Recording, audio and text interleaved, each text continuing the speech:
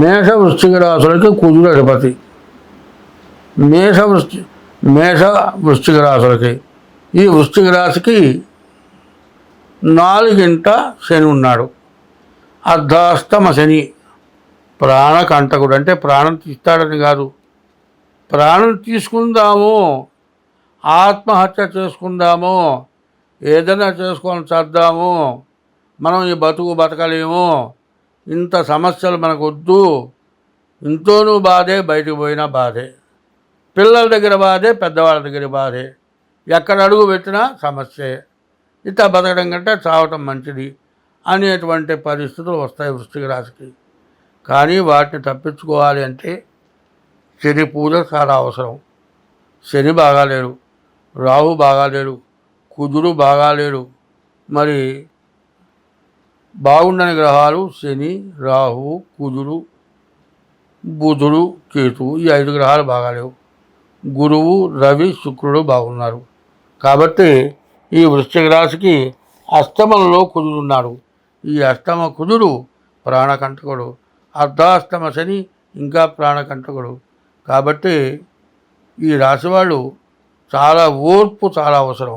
మీ జాతకం చూపించుకోవడం ఇంకా అవసరం. మీ జాతక రీత్యా శాంతులు చేసుకోవటం ఇంకా అవసరం. తర్వాత మీరు ఏమి చేయాలన్నా ముందు ఇప్పుడు ఏమిటా అంటే దానికి తగిన పూజలు చేయిస్తాం.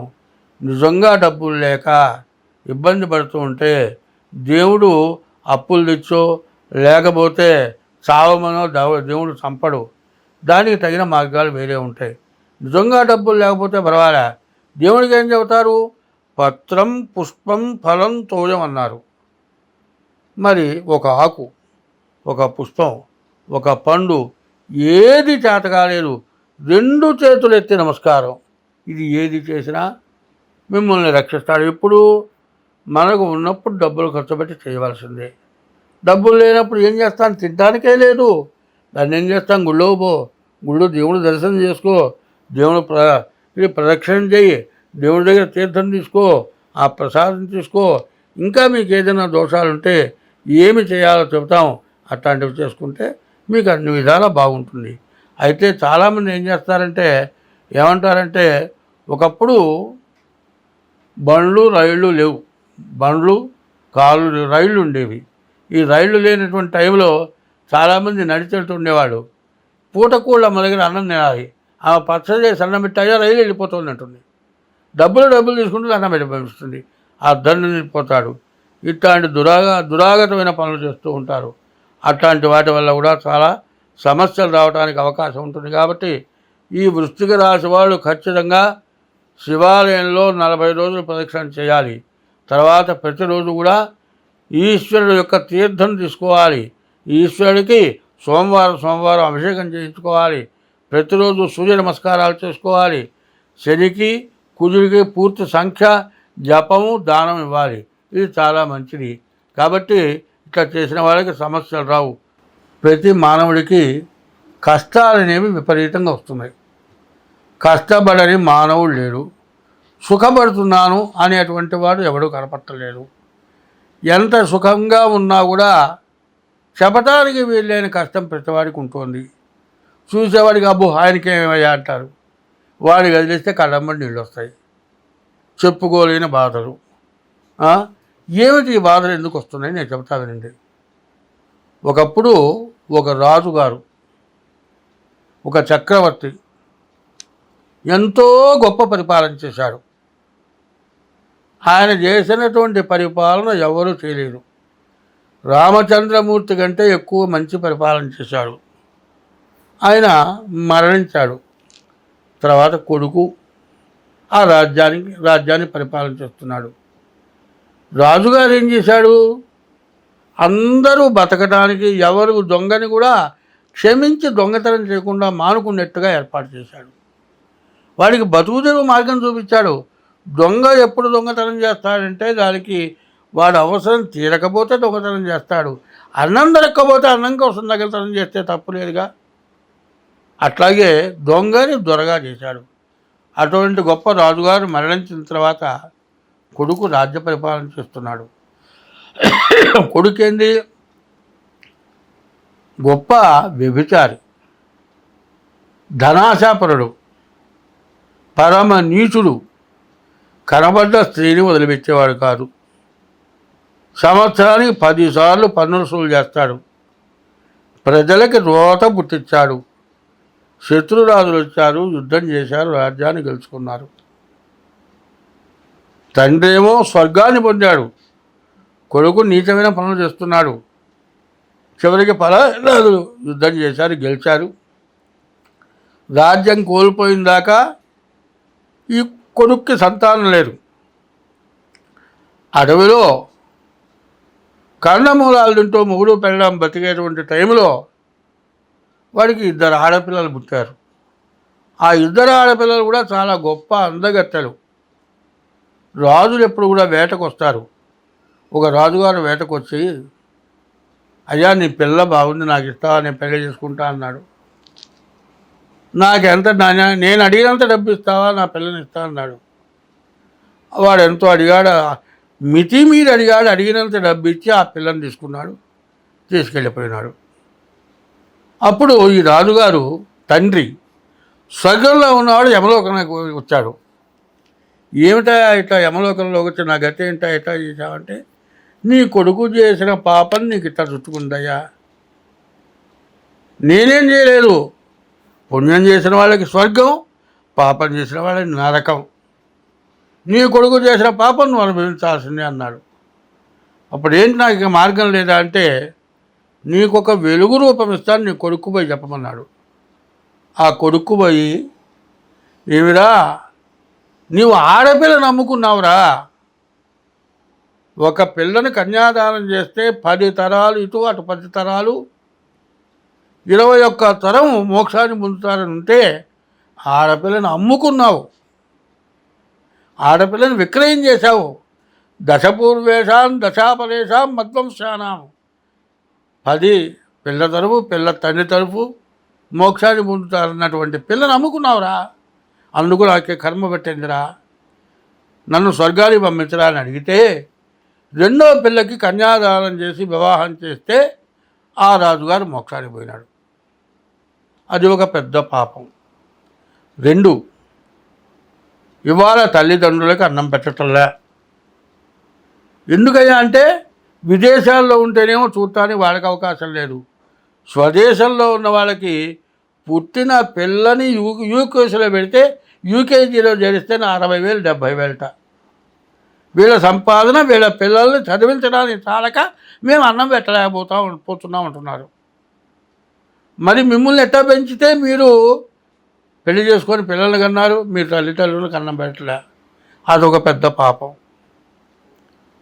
మరి తల్లిదండ్రులని ఇబ్బంది పెట్టడం, భార్యని ఇబ్బంది పెట్టడం, భార్య తరఫు వాళ్ళని ఇబ్బంది పెట్టడం, వాళ్ళు ఏమీ తేలేదని వేధించడం, ఆడ మనిషిని కొట్టడం చాలా దోషం. స్త్రీ హింస, శిశు హింస చాలా దోషం. భ్రూణ హింస, గర్భిణీలు తీసేయడం ఒక దోషం. గర్భవతి అయినటువంటి స్త్రీని కాలుతో తంతే గర్భస్రావం జరిగితే అది పెద్ద దోషం. ఇటువంటి తెలియని దోషాలు, తెలియకుండా చేస్తున్న దోషాలు అనేకం ఉన్నాయి. మన హిందూ ధర్మంలో ఏం చెప్పారు, అందరూ దైవస్వరూపులే, జీవాత్మ పరమాత్మ అన్నారు.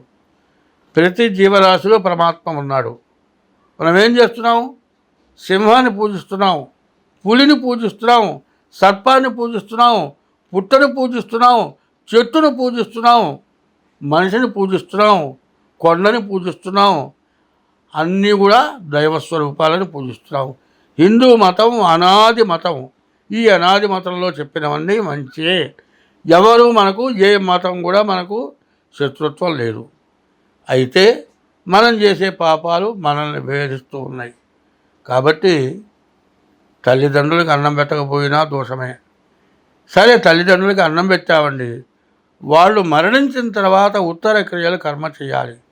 అదైన తర్వాత ప్రతి సంవత్సరం ఆ పోయిన తిథి రోజు తద్దినం అనేది పెట్టాలి.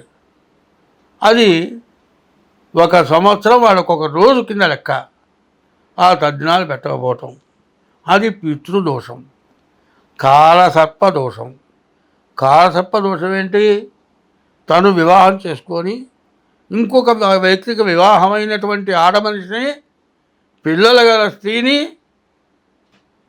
చెడగొట్టి ఆ మనిషితో వ్యభిచారం చేసి భార్యాభర్తలకి కర్ణ సంతానానికి సంబంధం లేకుండా నీకు భార్య ఉండగా పరస్త్రీ వ్యామోహంతో ఆ పరస్త్రీని తీసుకురావటం, ఆ పిల్లల ఉసురు, భర్త ఉసురు నీవు తగులుతుందా? ఆ పాపం చుట్టుకుంటుందా? ఇటువంటి పాపాలు ఏమన్నా ఆలోచిస్తున్నారా? అందుకే ధర్మశాస్త్రంలో చెబుతారు, ఉన్నది పోయింది, ఉంచుకున్నది పోయిందిట. భార్య మొట్టమొదటి అందగత్తే.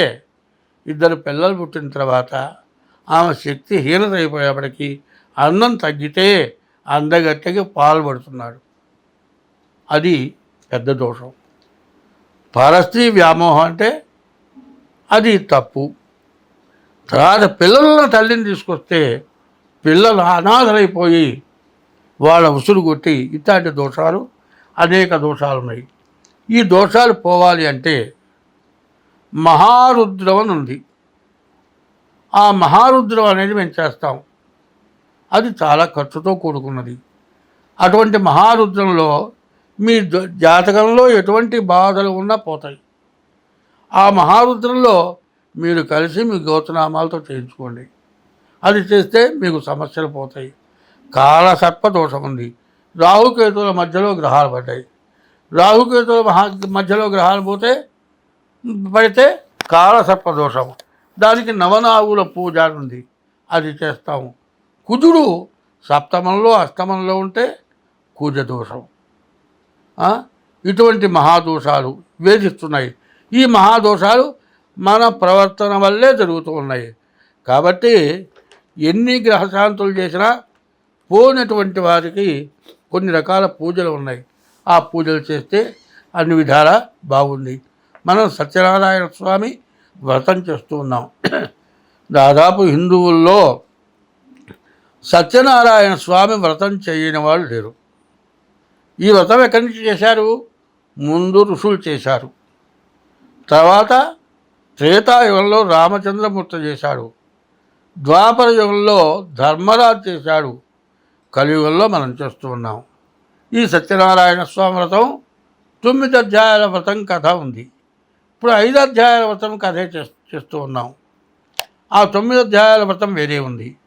ఆ వ్రతం చేసుకున్నా దోషం పోతుంది. నవనాగుల పూజ చేసుకున్నా దోషం పోతుంది. మహారుద్రం చేసుకున్నా దోషం పోతుంది. చివరికి మరణావస్థలో ఉండి ఆ రోగం తగ్గక కనీసం 25,000, 30,000, 1,00,000, 5,00,000, 10 లక్షలు ఖర్చు పెట్టిన వాళ్ళకు కూడా మహారుద్రం చేస్తే ఆ వ్యాధి పోయి బతికిన వాళ్ళు చాలామంది ఉన్నారు.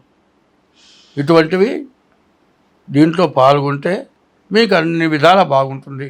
కాబట్టి నేను ప్రతి నెలలో ప్రతి పక్షంలో చెప్పబోయే దాంట్లో ఇప్పుడు చెప్పేదాన్ని ఫస్ట్ వేయటం మానబాకండి. మీకు కీర్తి, నాకు కీర్తి, చేసుకున్న వాళ్ళకి మహాదోషాలు నివృత్తి అవుతాయి. ఇది మాత్రం శ్రద్ధ వహించండి. చెప్పింది చేయండి. స్వస్తి.